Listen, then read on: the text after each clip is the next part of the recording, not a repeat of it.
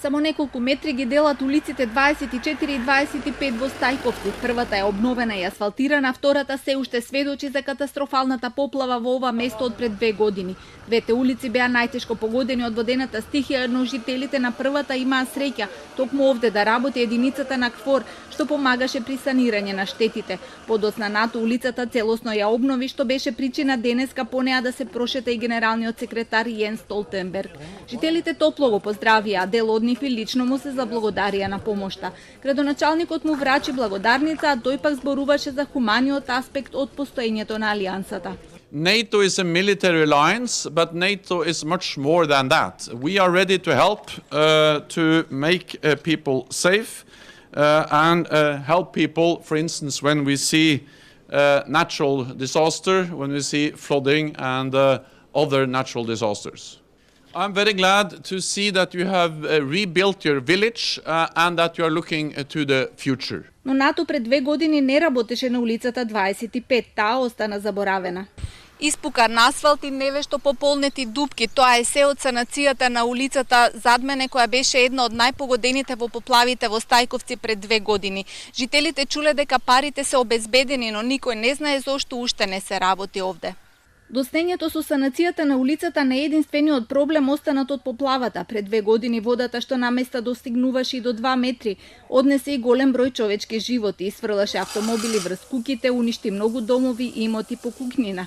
Дело штетата беше надоместена, но жителите и тука укажуваат на злоупотреби.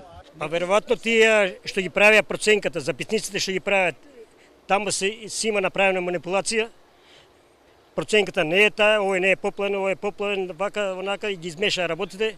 Јас имав со записник уништено 28 прасиња, со записник, со комисија што дојде, што ги запиша се и имам храна, што имам тон и 200 храна, уште немам пари земено за тоа.